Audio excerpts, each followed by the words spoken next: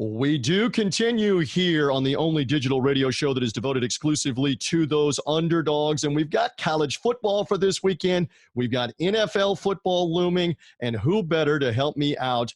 I love me some Anthony Becht, the former #1 pick of the New York Jets, played 11 years in the NFL, also with the Tampa Bay Buccaneers.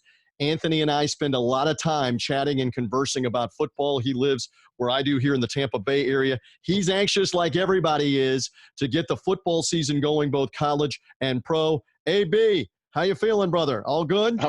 Yeah, man. Great to talk to you, TJ. It's good to talk about some real sports, some things that are actually going to happen. Football looking like it's going to get kicked off on time. And I think, at least for myself, I can speak for the fans, everybody wants this, and it's going to be exciting, at least early on to see. It is multi-level, including, I'll brag on him, Anthony's son Rocco is a high school quarterback in the Tampa Bay area. High school football also starting up, if not this weekend, then the following weekend. And so we're anxious about that. That leads into the college on Saturdays, leads into the NFL on Sundays. Some degree of normalcy coming back around here, right? Yeah, absolutely. I think it's great. You know, it looks like a lot of the teams, I haven't heard any crazy stories about COVID or anyone getting it. It looks like the NFL obviously well suited to have more of a semi bubble as far as, and of course, with professional athletes kind of staying in check. As you get to the college level, again, it may get a little trickier as far as with students and the population outside of the world of college. But I would rather see the college players at the universities with their team, with the staff. I think that's the best and safest place for them. So, let's buckle up and see what we got here in the next couple of weeks. Well, you bring up a good point, and we're going to talk about it here in just a second with the Big Ten. But, I mean, the coaches across the board, from Jim Harbaugh to Nick Saban to Dabo Swinney, have been making that very point that when you look at what's available to an athlete, not just football players, but to an athlete in terms of testing through the school's athletic facilities, the trainers, the doctors, the responsibility, the overseeing of all of this from coaches and from administrators, et cetera, that it's understandable you can make that argument. It's better than the general student body, the general student population. I know that's part of what you were talking about, and part of why the advocacy of let's play the games if we're continuing to have low positivity numbers of COVID. Then let's play the games. Let's get through it, and let's play the games and demonstrate that we can move on with that part of life, right? Well, I think you bring important points. Every day we're learning something different about the virus. We're testing's different. We're adding more things. The access to more information is there. New numbers are coming in. I'm the Pac-12. I'm the Big Ten in particular, where they're playing high school football in some of these states, but yet not colleges. Why not wait? Why not just continue to meet, continue to grow, get more information? Clearly, anything that was said or spoken about in a meeting yesterday has already expired the next day. So why not just utilize this time and just figure it out? This way, the kids, they have something, the coaching staffs have something to lean on, because there's still hope. And if they get to a certain point, maybe it's, okay, by October 1, we have to make a call either way. At least they'll know. And if they made the call there, that pretty much makes it right that everybody else is not going to play as well. So everything stays uniform. Unfortunately, that's not the case. And now everything becomes a backtrack. Oh, well, we got more information. We can change it. We can do it. We can start in the fall. Let's have a new conversation. Let's get the president involved of the country with the presidents of the schools. It's a lot of craziness where I just feel like, listen, the early decision to shut this down, August, what was it, 10th or 11th, right, was a catastrophic mistake, and they should have waited. Well put on catastrophic, because from a PR standpoint, it seems to be that way. And so you mentioned this, that at the time we're taping on Tuesday, the audience is now seeing it as well. Oh, by the way, POTUS, the president of the United States, President Donald Trump, interjected himself into the Big Ten shutdown, because you've got a lot of families of players. You've got a lot of fans of these schools that want to play. And so we're looking at what the president said, that number one, he initiated conversation with Kevin Warren, the Big Ten conference commissioner, and then he portrayed it as having gone well, and that he encouraged Warren and the Big Ten to play football as soon as possible. All right, Anthony, so at the risk of us, we're not political analysts here, but this is now at the highest level of politics, with the president being involved, and obviously for the different states, their governors at the highest level of state government. This is political high stakes now that's involved about playing football, because, oh, by the way, the president realizes in Big Ten states like Pennsylvania, Ohio, Michigan, Wisconsin, Minnesota, Illinois, the election basically lies right there with who's going to end up winning those states. What do you make of this, that we got the president wanting the Big Ten to play, real quick? I mean, how do you not, in your conversations back in August, not foresee these issues happening? You know, being the first ones to make that decision in some scenarios may actually be a positive. In this scenario, time, I think, was just on your side, and it should never get to a political level. And and we're right, we're not into the political side of anything, but the fact that the president of the United States is actually intervening in this is just ludicrous. The problem that I have is, okay, you've sat down with your 24-doctor task force, all the presidents, and you've clearly come up with whatever they vote. First it was 12-2, 11-3, whatever the number was, and said, no ball, no way, we're not doing it. How all of a sudden now do you backtrack and say, oh, okay, we're ready to go, when you were talking about spring, or maybe not even having spring and moving it there, and now all of a sudden October 1, hypothetically, some numbers get that we could come back then. So that doesn't help anybody. It doesn't help the TV industry, because they've got their assignments, they're configuring their schedules, and now all of a sudden you're like backtracking on everything. So you made a decision, bad. Now you're turning back on the decision. Yeah, good for players and coaches, fine, but it's just a bad look all around. So again, you can't get it right. And again, waiting to make the decision at the very end, to me, was the best case scenario. And they kind of put their foot in their mouth on that one. Yeah, they did. We'll see if the Big Ten is playing soon. Again, you may be listening to us later in the weekend. At the time that Anthony and I are taping, we don't know if the Big Ten has backtracked. There were a lot of rumors flying Tuesday that they were going to announce a restart maybe as soon as October 24th, or perhaps October 17th, and fit at least 8 Big Ten games in and call it a season, and then maybe have a Big Ten championship game and still be in line for the college football playoff. That hasn't happened yet at the time that we're taping. You may know more about that on Dog Thursday, whether you're hearing us or seeing us. And again, I'll get that plug in. You hear the voice of Anthony Becht. If you're only listening to us here on Apple Podcasts, Spotify, Google Podcasts, wherever the podcast is found, social media link, through our friends at the Sports Gambling Network podcast of shows. If you're only hearing us, find Anthony on social media at Anthony_Becht. But see us on the YouTube roundtable here. The one-on-one conversation right now that I'm having with Anthony can be found on the Dog Thursday YouTube page as part of our video coverage. So you're seeing us. Go find the YouTube page and subscribe. All right, so let's move on now off the college game and the pressure and whatever may or may not happen with the Big Ten. We have college games that are coming this weekend. Let's talk NFL. And as I mentioned, Anthony, former number 1 pick with the New York Jets, and you're obviously very close to the Jets still in part of their radio coverage as well. And lo and behold, here's my man Anthony Becht tweeting about what else? A tight end looking good in Jets practice. So you're scouting. The Jets are very banged up. They've got the opening game with the Bills in about a week and a half. We see Sam Darnold throwing the pass on the video screen here if you're watching on the video.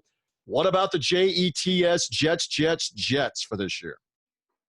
Well, one, you're doing a heck of a job producing this show as well, multifunction, multitasking. So you're really inspiring as I watch this. But yeah, look, I can't be there.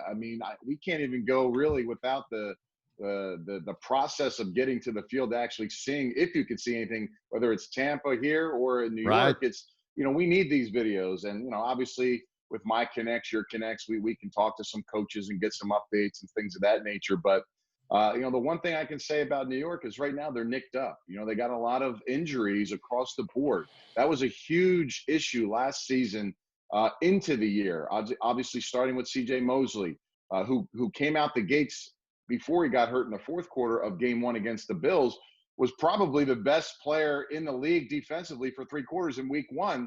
And you lose him now, you lose him again heading in to season 2. The Jamal Adams trade, he won't be there. So now you're moving new pieces. But receiver, you added a few guys. Brashad Perryman, who came from Tampa, went to New York.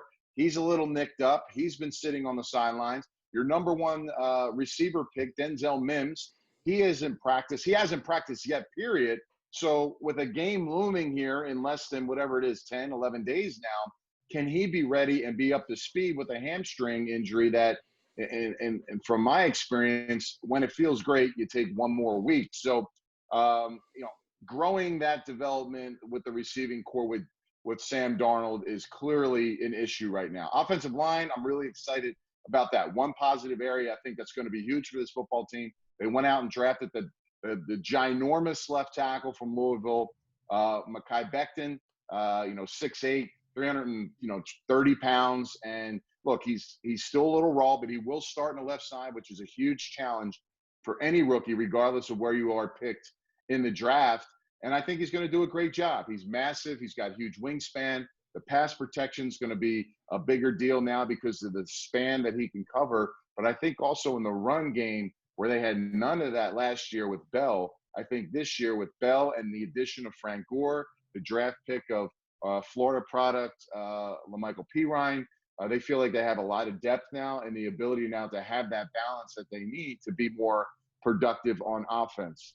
On the second side, the defensive side, how do you replace Jamal Adams and C.J. Mosley? I think, they were obviously able to do it at the linebacker position last year with a little bit of youth and a little bit of a group deal. Neville Hewitt will be the starter this year. They'll get Cashman in there, the Blake Cashman, the draft pick from Minnesota last year. So he has to get sped up in year 2. And then from a secondary standpoint, the one guy that I'm excited to see more of and who I think can play the role of Jamal Adams is Marcus May.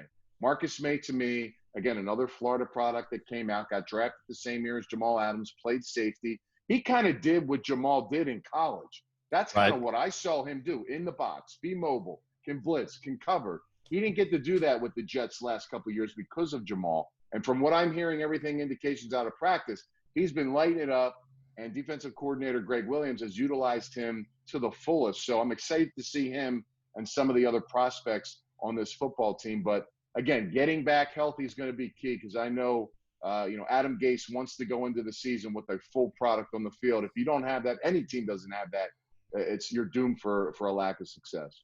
And a lack of preseason to try to work some of this out and see who else can develop. It's bizarre. It's the same difficulty for everybody. That's another concern. Quick answer on this because I want to move to another team that you obviously have great insight on, and that's the Tampa Bay Buccaneers in a second. We talked a lot on Dog Thursday last week about how wide open the East, the AFC East, may or may not be. Do you believe it is wide open at this point, and do you believe the Jets are a legitimate contender? What do you think, real quick, Anthony? It is wide open. I do believe the Jets are in the mix. I mean, I could totally see this thing going down to the wire. The wild card to me are the Patriots. Yeah, I think life after Brady, is Cam Newton the guy moving forward? Will the pieces get filled in that they need because of the guys that are sitting out the season for New England, who has, I believe, the most of any team in the NFL? Right. Can that and Bill Belichick make this engine run where they pretty much dominated the division for 20 straight years now? So I expect it to be a lot closer. The Bills clearly had a huge season last year. Does that guarantee them bouncing back this year and being the same team? I don't think it does. I think that it changes because they got a lot of young pieces. They're still growing, but they got some really good defensive players on that football team, which kept them in a lot of games, and playing in Buffalo in the winter obviously is an advantage for them. And then Miami's, are they a wild card? I think they're still a year and a half away. They had a lot of pieces, a lot of draft picks. Tua Tagovailoa is going to be their quarterback, with no offseason like you talked about, no preseason. Any quarterback that's coming in, him, Joe Burrow in Cincinnati, I just don't see how these guys can come into the league right now and just get it going. Heck, I'm worried about some of the veteran players, getting those connections. For instance, a Cam Newton in New England, work with some of those players to figure things out. So in the short answer, I do believe the Jets are in the mix, and I believe that across the board, all of those teams have an opportunity in that division, wide open. Voice of Anthony Becht again with us for just a few more moments, part of the Three Dog Thursday podcast. Again, if you're only hearing us through Apple Podcasts, Spotify, Google Podcasts, Sports Gambling Podcast, network of shows, find the video as well, the Three Dog Thursday YouTube page that is up, and you'll see what we're talking about as well. One more on another quick answer. You were involved in many a training camp where the starters didn't play a whole lot in the preseason. What is that like when you now have to jump into 60-minute full contact week 1, week 2, your body absorbing punishment? You dealt with it for a lot of your career. What are these guys about to go through when none of them have had full contact 60-minute games up until week 1 here? I don't think it's good. I think defenses will reign supreme early on in the season, at least the first quarter, the first 4 games. It's a travesty for undrafted players and drafted players to not have a preseason, not to prove themselves. Special teams will be severely hurt because you don't have live. The only live contact they ever have is in an actual preseason game leading up. They don't really do much as far as the actual practices are concerned. And then, of course, when you're looking at, with no preseason with the veteran players, look, I know a lot of guys, they'll say it every year. I don't want to play that many plays. I don't want to get that many snaps. To me, whether it was 10 snaps in the first game and then maybe a quarter and a half in the second and the third you played a halftime, I was always working on something. Maybe the off season I was working on a new technique or a different route. I had to do those things live. I wanted to get those reps. As much as I didn't want to be in there and do them during the preseason, I knew that it was going to be important. I'd learned from it. Guys like, Tom Brady and new systems and things of that nature, those guys kind of want some of those snaps, especially with new targets, and have some familiarity with their offensive line. If you got some rookies up front, you want to get them punching early on. So again, to me, it's not going to really be healthy in the sense of not health and physicality, but it's just healthy in the fact of playing the game, because I think early on offenses will struggle. All right, you mentioned Tom Brady. Perfect segue in our final couple of minutes here to look at Brady, and this has got Buccaneer fans salivating here as we see on the video screen Brady completing this one to Chris Godwin, who's now in number 14. Brady took that 12 number. We kind of anticipated that, so TB12 to Chris Godwin. I think Buck fans are looking forward to that connection many times over with Brady to Godwin or Mike Evans plus Gronkowski, O.J. Howard. Anthony, give me a quick assessment here. Again, no preseason. Buccaneers will open in a week and a half at New Orleans and then play Carolina with a new coaching staff and Teddy Bridgewater at quarterback in the home opener in the first couple of games. What do you anticipate from the Bucs as they get things underway with the surefire first ballot Hall of Famer at the helm? I mean, on paper, this team is destined to do great things. I mean, to me, if they don't get not just to the playoffs, but into the potential third round, if they have to play an extra game, it's a bust for this team. I think they're that good. I really do. If I'm Tom Brady and I'm thrown to these guys, Mike Evans, O.J. Howard, Gronkowski, LaShawn McCoy out of the backfield, Ronald Jones, Godwin, like you talked about, I'm literally going home and I'm telling Giselle, let's put some steaks on the grill. Things are good today. I did not have a lot of incompletion, if not any. I mean, this is unbelievable. I get the wait. He must love, number one, waking up to this weather, and he will later in a couple months. His body's going to feel better. I remember when I signed here, coming from New York, I mean, everything about me that was crusty was all of a sudden rejuvenated and bouncing again. So that's going to be great. He gets to throw to these guys every single day. He's got a brand new stud, top 15 right tackle. He's got a couple high-paying offensive linemen in front of him.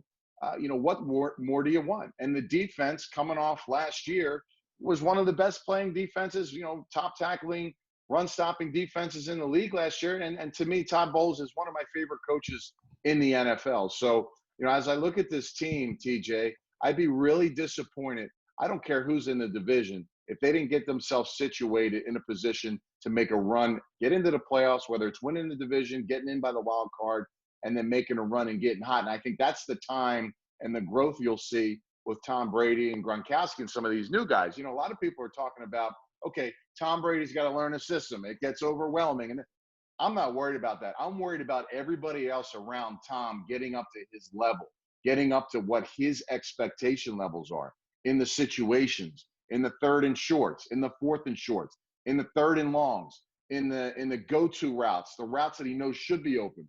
Because this guy's got the plan. He knows all the answers to the test once he starts saying the snap count at the line of scrimmage. There's nothing defenses will show him they will not have seen. And the one thing that simplifies that even more this year is that you can't double or take somebody out of this offense. You have to play it straight up. And unless you got players out there like a Gilmore cornerback, which a lot of teams don't have that kind of guy, you're going to be stuck. And I think, to me, those holes and those opportunities will be there early for Tom to see what's going on pre-snap. And he's going to be able to make some really good decisions this season on offense, where I really see them clicking a little more than maybe the latter of, okay, new system's going to be tough, getting to learn each other, know each other. I just feel like, to me, the running game, everything around it could be better because of that. And I think Tom's going to have a lot of success. Hopefully he stays healthy. That's a big thing as well. Father Time, I know he does TB12 and he has his own vitamin line and he's got his rubber band exercises that he does. That stuff's great. I just know I came into the draft the same year as him. We're the same age. I don't work out as much as him, but I will say this: Father Time catches up with you, and that soreness will last a little longer throughout the season. That soreness will come a little more. So again, it's really just a luck deal. I was fortunate enough not to really be injured throughout my 12 seasons. For him, it's the same thing. So if that's in place and your players are out there, really sky's the limit for this football team. I think everybody is eagerly anticipating it. Sure, you could have some disappointment, but there's a lot of expectation that it's going to be like an 11 or 12 win season, just with all the weapons, the depth for injury, and that kind of thing that we've been talking about. Then again, we could be accused. We're in the Tampa Bay area. We've been affiliated with the Buccaneers. You played for them. We've been around. I've been around a radio broadcast. You have too. We'll see, but there's an air of excitement that's around right now for this team. You've got a role. We do as well. Let me promote for the audience how they find you on social media. Again, one more time, check out Anthony. He's a great follow at Anthony_Becht. Look at that smiling face when there are Jet preseason games, and there will be. Anthony's part of the preseason broadcast with Ian Eagle, Peter Schrager there in that photo. But they can keep track of you right here, Anthony_Becht.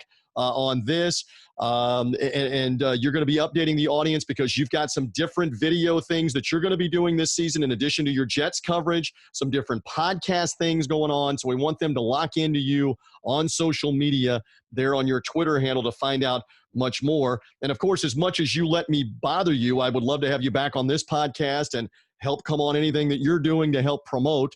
So I always have a special place right here in the heart for Anthony Becht. Keep doing what you're doing there on that. Did I leave anything out? Anything else where they can find you, et cetera, et cetera? They can obviously hear you and see you in and around Jets game day when all of that gets rolling, right? You're right. Yeah, I'll be obviously working coverage for the Jets for all their pre- and post-game digital and broadcasting platforms for all 16 games this year. You mentioned I have a huge launch of some really cool podcasts where I will get into more specifics. Just follow me on that Twitter handle, Anthony_Becht. If you're on Facebook, The Anthony Becht, all these platforms. Also, Anthony_Becht for Instagram. You'll get all that information there, and you'll see it.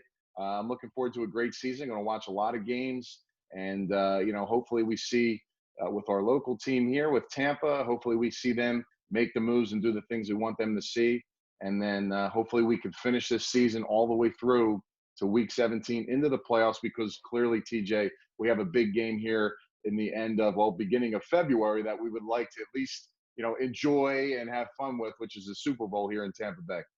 Well, we hope that it gets to that point. Hope football progresses along again at the time that we're taping. College games cranking up for Labor Day weekend. Fuller slate of games coming the following couple of weekends in college, and the NFL beginning with that Chiefs-Texans game on Thursday night, the 10th.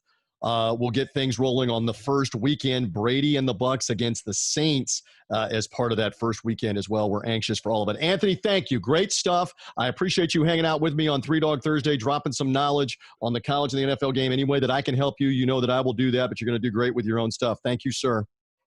Always a pleasure, TJ. Thank you. Love it. There's the former New York Jet and Buccaneer, longtime NFL veteran and broadcaster. My thanks also to Brian Edwards, our handicapper from MajorWager.com and Vegas Insider, for being part of Three Dog Thursday. Subscribe to the show. Apple Podcasts, Spotify, Google Podcasts, wherever you find those, subscribe. Find the YouTube page for Three Dog Thursday to see us with video content as well as hear us. For now, we are done. Thanks for being with us on Three Dog Thursday. Bye.